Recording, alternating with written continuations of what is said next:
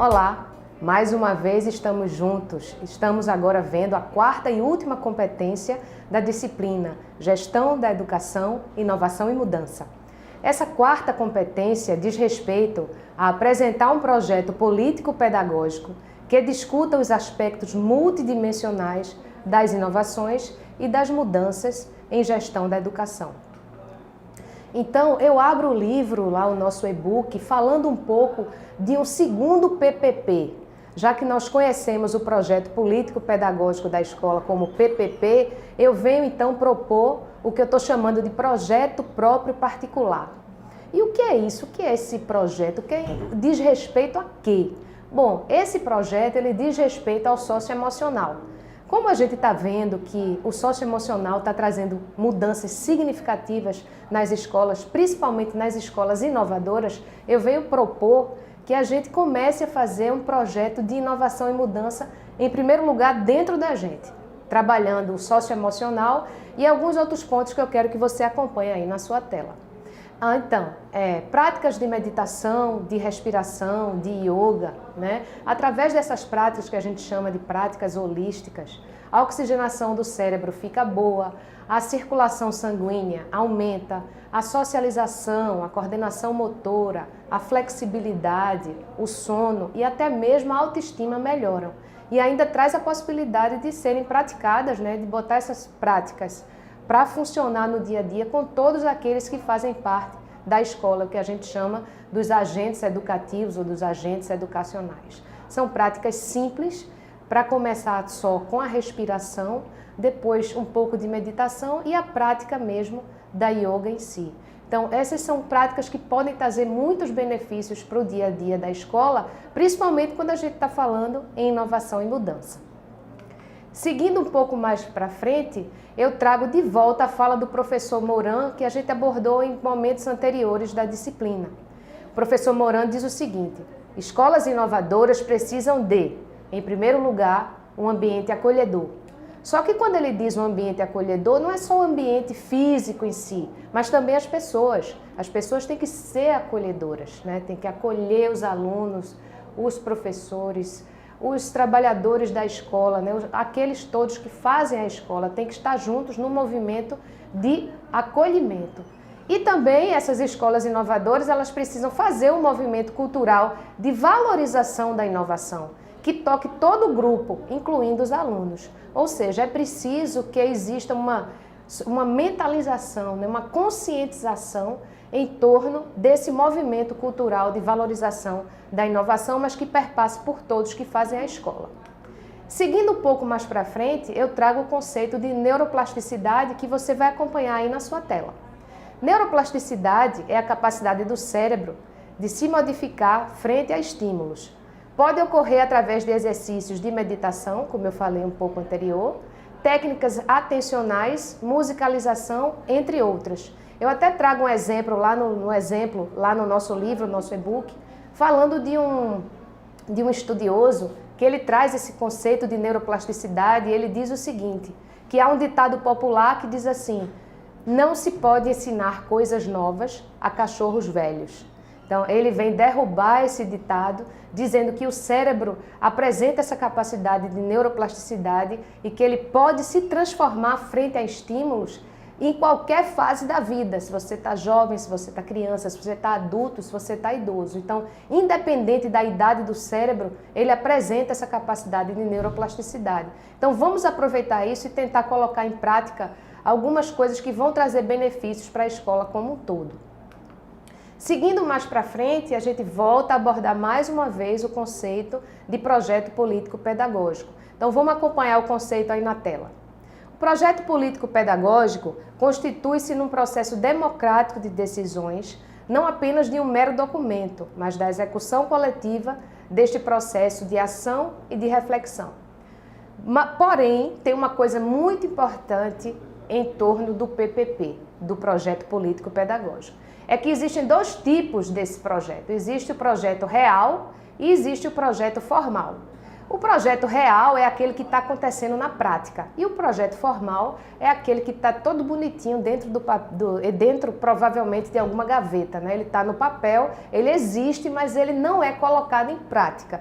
Por isso que a gente diz que tem dois tipos de projeto político-pedagógico e é importante que você identifique qual é o projeto que está vigorando na escola. Então, antes de começar a pensar na elaboração ou na revisão do PPP da escola, é importante analisar o PPP real, pois o formal geralmente ele não condiz com a realidade.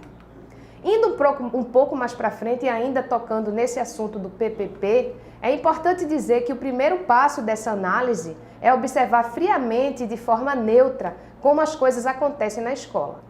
Depois disso é ver o que pode e o que deve ser retirado, o que pode ser melhorado e o que tem que ser substituído mesmo, para que a meta maior, que é a aprendizagem, aconteça.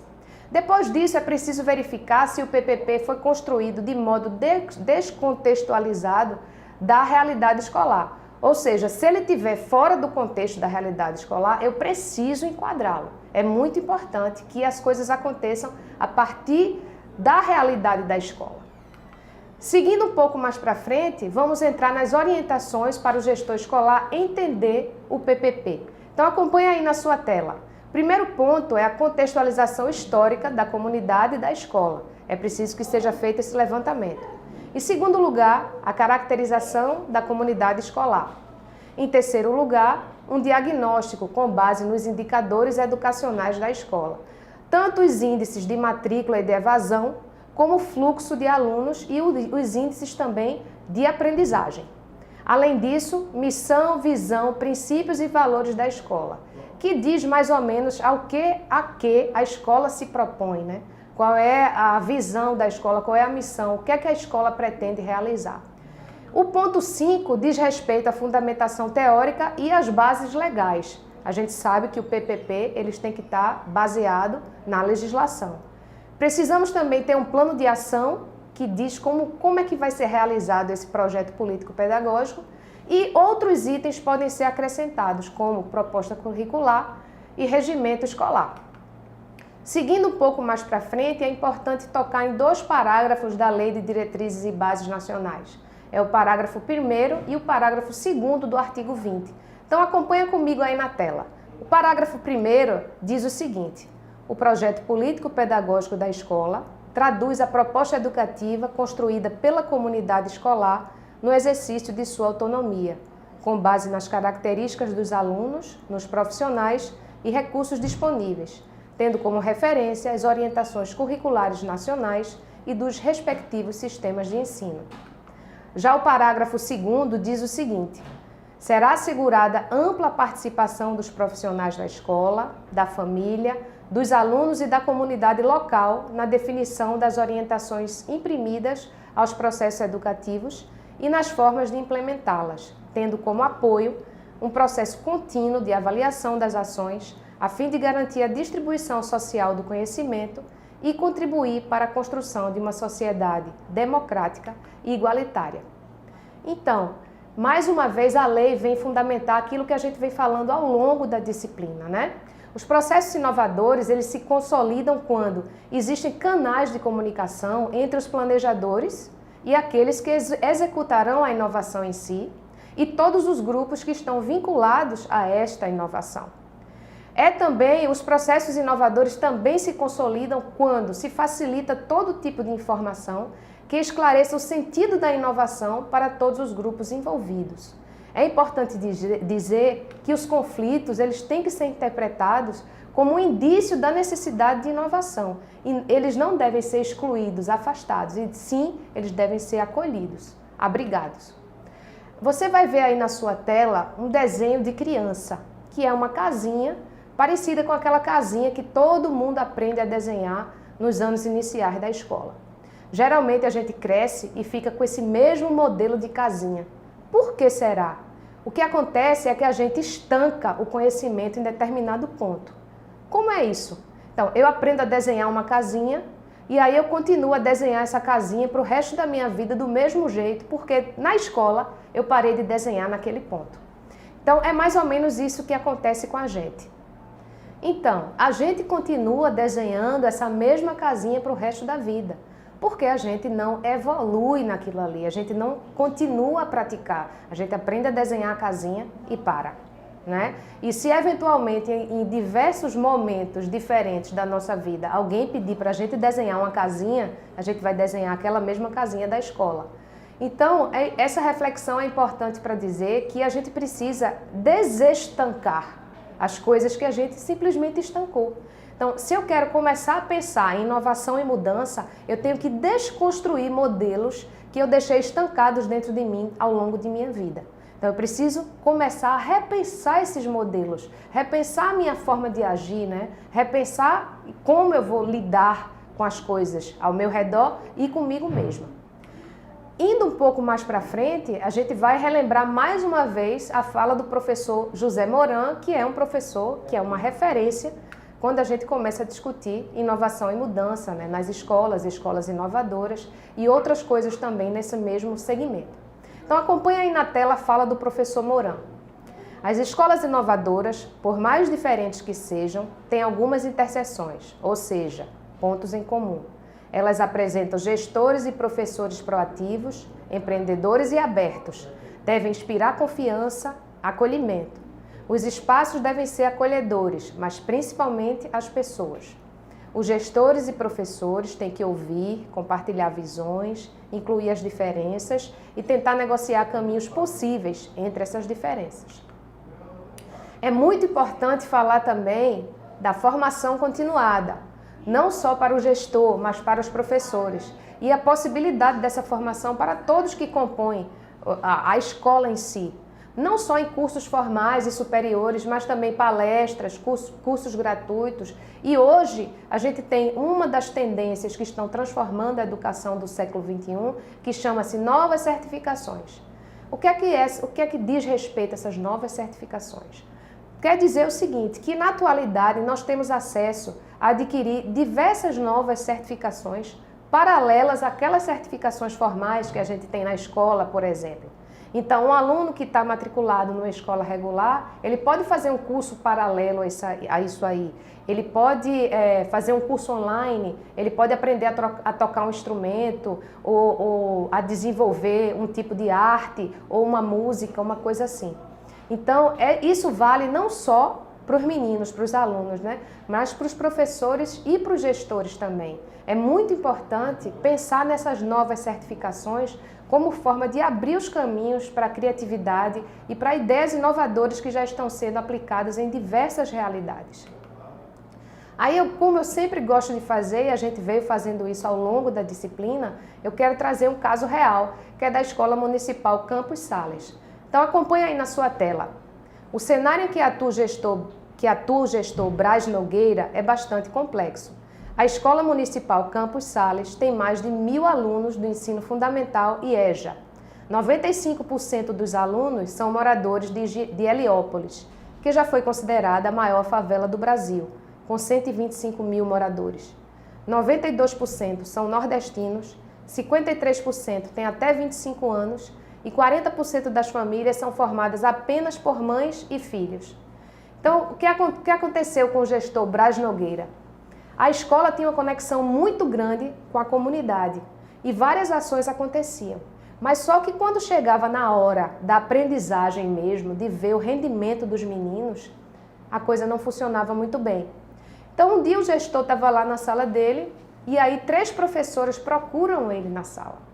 E colocam exatamente isso que eu acabei de falar. Então, Braz, é o seguinte, nossa escola é referência em contato com a comunidade, interação com a comunidade. Mas na hora do ensino e aprendizagem a coisa não está acontecendo. Tem uma escola lá em Portugal, chamada Escola da Ponte, que o diretor ficou lá durante 30 anos. A escola não tem séries, não tem avaliações, a escola tem um funcionamento bem diferente. O gestor Braz Nogueira ele tentou inovar, ele topou aplicar na escola o modelo da Escola da Ponte. E foi super bem sucedido. O vídeo vai estar ao final dessa videoaula, o link, e também está lá no nosso e-book, para que você possa acessar e ver os detalhes do que está acontecendo lá na Escola Campos Sales. Outra escola é a Escola Municipal Amorim Lima, que ela traz uma mensagem muito forte para a gente, que é o seguinte: o gestor tem que observar. Então, a gestora Ana Luísa, quando ela chegou na escola, ela percebeu que algumas coisas a incomodavam. Primeiro, ela percebeu que a escola estava cheia de grades e os meninos ficavam se pendurando naquelas grades e fazendo brincadeiras ali. E aí aquilo incomodava tanto a professora que um dia ela resolveu mandar tirar aquelas grades. Alguns dias se passaram e de repente uma menina abordou ela em pleno recreio e falou para ela o seguinte: diretora, eu estou vindo aqui agradecer a senhora por ter tirado essas grades, porque nós aqui não somos loucos nem bandidos para ficarmos presos. Então a diretora ficou muito emocionada com essa fala da aluna e passou a observar ainda mais. Ela percebeu também que as fardas da escola, os fardamentos, eram cinza. E aí ela começou a perguntar às pessoas da escola por que aquele fardamento era cinza.